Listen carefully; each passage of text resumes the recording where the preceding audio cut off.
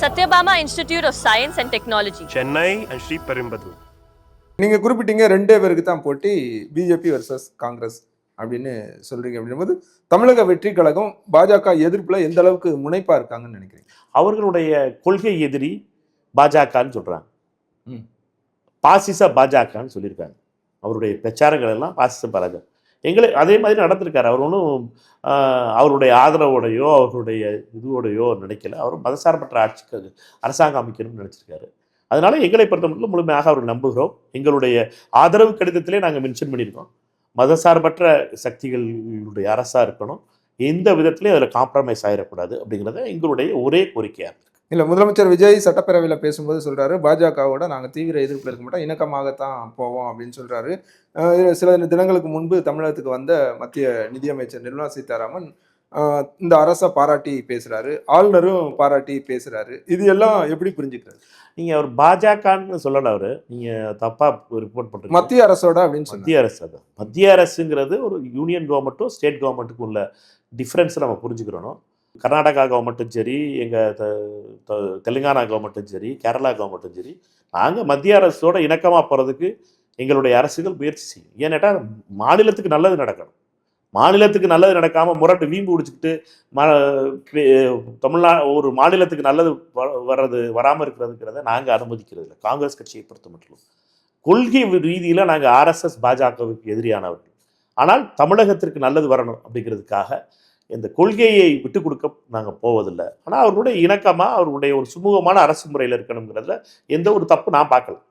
பாஜக எதிர்ப்பு அப்படின்ற புள்ளியில தான் திரும்பவும் அந்த கேள்வி கேட்குறேன். இப்போ அவங்களுக்கு ஒரு ராஜ்யசபா சீட்டு கிடைக்குது அப்படின்னா, முதல் முறையாக தாவேகாவுக்கு ஒரு சீட்டு கிடைக்குதுன்னா, பொதுவாக எந்த கட்சியாக இருந்தாலும் அவங்களுக்கு அந்த சீட்டை பயன்படுத்திக்குவாங்க, எடுத்துக்குவாங்க. ஆனால் இவங்க வந்து காங்கிரஸ்க்கு கொடுக்குறாங்க, தாவேகா வந்து காங்கிரஸ் கொடுக்குறாங்க. பிரவீன் சக்கரவர்த்தி எம்பியா தேர்வாகிறாரு. அப்படி இருக்கும்போது அது அப்பயும் ஒரு விமர்சனம்ல ஒரு பார்வையாகவே சொல்லப்படுறது. நாடாளுமன்றத்துக்கு போகிற சூழல் ஏற்படும் போது பாஜகவை எதிர்க்க வேண்டியது இருக்கும், அதனால காங்கிரஸ் கொடுத்தா நீங்கள் அந்த தீவிர எதிர்ப்பு வச்சுக்கோங்க, இவங்க அதை எதிர்க்காம பார்த்துக்கலாம் அப்படின்ற மாதிரியான அந்த மாதிரியான பார்வை சரிதானே? இதெல்லாம் நொண்டிச்சாக்கு என்னை பொறுத்த மட்டும். இது வந்து இவர்களை பொறுத்த மட்டும் எது இருந்தாலும் மற்றவர்கள்லாம் ஒரு சீட்டு கொடுக்குறதுக்கு நேரம் என்னென்ன அலக்கழிச்சிருப்பாங்க மற்ற கட்சிகளை, கூட்டணி கட்சிகளைங்கிறதுல பார்த்துருக்கணும். அவர்களை பொறுத்த மட்டும் மிகுந்த சகோதரத்துவத்தோடு மிகுந்த மரியாதையோடு கூட்டணி கட்சிகள் நடத்தப்படுகின்றன என்பதற்கு எடுத்துக்காட்டு தான் இருக்குது. என்ன கேட்டோன்னா, ஒரு நாடாளுமன்ற தொகுதி முதல் தொகுதி வருது, 2 வருஷத்துக்குள்ள டேர்மாக இருக்குது. அது காங்கிரஸ் கட்சி காங்கிரஸ் கட்சியில் கேட்கணும்னு காங்கிரஸ் கட்சி நினைக்குது அப்படின்னு தெரிஞ்ச உடனே அதை உடனே அவங்க காங்கிரஸ் கட்சி கொடுத்துடலாமே அப்படின்னு நினைச்சு கொடுக்குறது. காங்கிரஸ் கட்சி நாடாளுமன்ற உறுப்பினர் வர்றது என்ன தப்பு இருக்குது? காங்கிரஸ் கட்சி வர்றதை பற்றி எந்த பிரச்சனையும் கிடையாது. ஒரு புதுதாக வந்த கட்சி ஒரு நாடாளுமன்ற உறுப்பினர் வாய்ப்பு கிடைக்கும் போது அது அவங்க தானே எடுத்துக்குவாங்க. பொதுவாக தானே இது வரைக்கும் நம்ம பார்த்துருக்கோம். அதாவது திரு விஜய் அவர்களுடைய அரசியலை நீங்கள் கொஞ்சம் வாட்ச் பண்ணிங்கன்னா தெரியுது. பொதுவாக எல்லாரும் பண்ணுறதை அவர் பண்ணலை. பொதுவாக எல்லா அரசியல் 50 வருஷமாக பண்ணிக்கிட்டு இருக்க அரசியலை அவர் அந்த விதமாகவே பண்ணலை. அவர் பண்ணிக்கிட்டு இருக்கலாம் மக்கள் சம்மந்தப்பட்டதாக இருக்குது, தமிழகம் சம்மந்தப்பட்டதாக இருக்குது.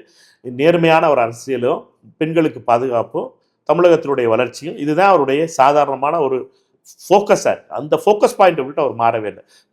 கோட்டு சூட்டு போட்டு வர்றதுல ஆரம்பித்து நீங்கள் வந்து இது வந்து ஒரு வித்தியாசமான அரசு. அவரை பொறுத்தவரை அவருடைய பார்வை வித்தியாசமாக இருக்கிறத நம்ம ஏற்றுக்கிட்டே ஆகணும். ஒவ்வொருவருடைய ஸ்டைல் இருக்குது, அந்த ஸ்டைலை ஏற்றுக்குருவோம். காங்கிரஸ் கட்சியை பொறுத்த மட்டும் எங்களுக்கு நாடாளுமன்ற உறுப்பினர் வந்திருக்காரு. அவர் எங்களுக்கு வந்து தமிழகத்தினுடைய நலனுக்காக பேசுவார் என்ற மகிழ்ச்சி எங்களுக்கு இருக்கே ஒழிய இது ஏன் கொடுத்தாங்க, இது வந்து ஏன் கொடுத்தாங்க, திரும்பவும் நான் சொல்றேன், ஏன் கொடுத்தாங்கன்றது கேள்வி கிடையாது. அவங்களுக்கு கிடைக்க வேண்டிய வாய்ப்பே உங்களுக்கு கொடுத்தாங்கன்றதான் கேள்வி. சரி, அடுத்ததா இந்தியா கூட்டணியில திமுக இருக்கணும் அப்படின்னு இப்போ நீங்கள் ஒரு கொறடா லோக்சபாவில் காங்கிரஸ் கட்சியோட கொறடாவாக இருக்கீங்க. தேசிய அளவில் எதிர்ப்புக்கு திமுக தேவைப்படுகிறதா? எங்களை பொறுத்த மட்டும் இந்தியா கூட்டணிங்கிறது என்ன? இந்தியா கூட்டணிங்கிறது ஆர்எஸ்எஸ், பாஜக, மோடி, அமித்ஷா இவர்களுடைய அராஜகத்திற்கு எதிராக உருவாக்கப்பட்ட இயக்கம் இந்தியா கூட்டணி. அது 2023 உருவாக்கப்பட்டது. திரு நிதிஷ்குமார் அவர்கள் இதற்காக பாடுபட்டார். எல்லாரையும் போய் பார்த்து கூட்டிகிட்டு வர வச்சார். அது வரைக்கும் எதிர்கட்சிகள் ஃப்ளோர் கோஆர்டினேஷன் மட்டும் பண்ணிக்கிட்டு இருந்தோம். டெல்லியில் பாராளுமன்ற எதிர்கட்சி தலைவர் திரு மல்லிகார்ஜுன் கர்கே அவர்களுடைய, அதுக்கு முன்னாடி குலாம் நபி ஆசாத் இருந்தார், அவருடைய அலுவலகத்தில் நடக்கும் எதிர்கட்சி தலைவர்கள் எல்லாத்தையும் கூப்பிட்டு ஃப்ளோர் ஒவ்வொரு ஆளும் என்ன பண்ணாலும் சபையில் அப்படிங்கிறது மினிமம் கோஆர்டினேஷன் நடந்துக்கிட்டுச்சு. அது போராட்டங்களாக மாறிச்சு. சட்டமன்றத்தில் நாடாளுமன்ற வாயிலில் நாடாளுமன்றத்துக்குள்ளேயும் போராட்டம் இருந்துச்சு. நம்பர் இல்லை எங்களுக்கு. அப்போ அதனால 23 என்ன முடிவு பண்ணோம்னா இந்தியா அலையன்ஸ்னு ஒன்று உருவாக்கணும். பெங்களூர்ல முடிவு செய்யப்பட்டது. என்னட்டா இந்தியா அலையன்ஸ்னு ஒரு உருவாக்கணும். அதில் வந்து எல்லா கட்சிகளும் நம்ம சேர்ந்திருக்கணும்.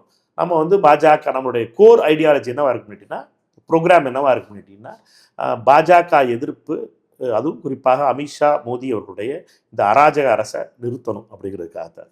அப்படின்னு முடிவு ஒன்றா நிதிஷ்குமார் எங்களை விட்டுட்டு போயிட்டார். எங்களை பொறுத்த மட்டும் இந்த கோர் ஐடியாலஜி ப்ரோக்ராம்ங்கிறது வெறுப்பு அரசியலுக்கு எதிரானது. எல்லாரும் இருக்கணும்னு நினைக்கிறோம், கம்யூனிஸ்ட் கட்சிகளும் இருக்கணும்னு தான் நினைக்கிறோம். இப்போ கேரளாவில் கம்யூனிஸ்ட் கட்சிகளோட எங்களுக்கு சண்டை தான் நடக்குது. அவர்களும் எங்களை திட்டி தான் திட்டுறாங்க. அதனால ஆனால் என்ன திரிணாமுல் காங்கிரஸோட பெங்கால்லையும் அதான் சண்டை நடந்துச்சு. அவங்களும் அந்த அம்மாவை நிறையா தான் எங்களை திட்டினாங்க. அரவிந்த் கெஜ்ரிவால் பஞ்சாபில் என்னென்னமோ போய் தான் பேசுகிறாரு காங்கிரஸ் கட்சியை பற்றி. ஆனால் எல்லாரும் சேர்ந்து நம்ம இந்தியா அலையன்ஸில் இருக்கணும், நம்ம ஃப்ளோர் கோஆர்டினேஷன் வேணும்னு நினைக்கிறோம். ஸ்டேட்ல அவங்க ஒரு நல்ல உறவு இல்லாத சூழல்ல நேஷனலா எப்படி அவங்க சேர்ந்து வருவாங்கன்னு நீங்க எதிர்பார்க்குறீங்க? அந்த பெருந்தன்மை இருக்கணும். அந்த பெருந்தன்மை, அந்த புரிதல் கேரளாவில் இருக்கு. அந்த பெருந்தன்மை புரிதல்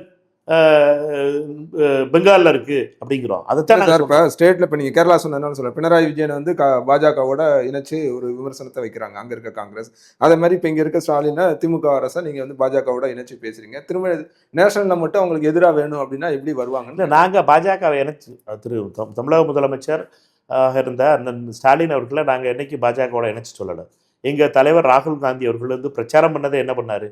திரு ஸ்டாலின் அவர்கள் தலை குனிய மாட்டார் பாஜகவிற்காக, நான் அதுக்கு உத்தரவாதம் கொடுக்குறேன்னு சொல்லி தான் போன 2-3 மாதத்துக்கு முன்னாடி வந்து பேசுகிறார். அதனால் நாங்கள் அதை நம்பலை. நான் எங்களை பொறுத்த மட்டும் அண்ணன் ஸ்டாலின் அவர்களை பொறுத்த மட்டும் அவர் வந்து பாஜகவிற்கு தலைவனை விடுவார்லாம் நாங்கள் நினைக்கல. எங்களை இப்போ நாங்கள் சொல்கிறது என்ன, இது வந்து ஆர்எஸ்எஸ்னுடைய வெறுப்பு அரசியலுக்கு எதிராக 4000 கிலோமீட்டர் பாத யாத்திராவை போய் கிராம கிராமமாக நடந்த ராகுல் காந்தி அவருடைய அழைப்பு. அவரை பொறுத்த மட்டும் இந்த இதிலெல்லாம் நம்ம வந்து எங்களை மாதிரி போன்றவர்கள்ட்ட அவர் சொல்கிறது தான், இது மாதிரி நீங்கள் வந்து சின்னதாக யோசிக்கக்கூடாது, பெருந்தன்மையோடு நினைக்கணும். நம்முடைய தோழர்கள், அவர் தோழர்களாக இருந்தவர்கள், சில தோழமை கட்சிகளாக இருந்தவர்கள் வந்து சில வருத்தங்கள் இருந்தாலும் சரி அதை பெருசாக்கக்கூடாது அப்படிங்கிறது அவருடைய கருத்தாக இருக்குது. எங்களை பொறுத்த மட்டும் உண்மையாக ஆர்எஸ்எஸ் பாஜக மொத்த இன்ஸ்டிடியூஷனையும் கேப்சர் பண்ணியிருக்கு. இந்தியாவில் அடுத்த தேர்தல்ங்கிறது ஜனநாயகபூர்வமாக நடக்குமா, உண்மையிலேயே பாஜக வந்து இந்த தேர்தல்களெல்லாம் உண்மையிலேயே நடக்க விடுமா அப்படிங்கிறதுக்கான சந்தேகம் நிறைய வந்துருச்சு. இப்போ எல்லா கட்சிகள்லையும் எல்லா இடத்துலையும் பெங்கால் தேர்தல்லாம் எடுத்துக்காட்டாகி போச்சு. எவ்வளோ பெரிய மால் ப்ராக்டிஸ் நடக்க முடியும், 1 கோடி ஓட்டர்களை அவர்களை எப்படி நீக்க முடியும் எஸ்ஐஆர்னால, இப்படிங்கிறத நம்ம கண்ணுக்கு முன்னாடி தெரியுது. அதனால் நம்மை பொறுத்த மட்டும் இது வந்து ரொம்ப முக்கியமான தருணம். அதனால தான் காங்கிரஸ் கட்சியுடைய தலைவர்கள் இந்தியா கூட்டணியை பாதுகாப்பாக வைக்கிறதுக்கும் அந்த தலைவர்களுக்கு கூட நிற்கிறதுங்க என்பது எங்களுடைய கடமையாக பார்க்கிறேன். Satyabama Institute of Science and Technology, Chennai and Sri Perumbadur.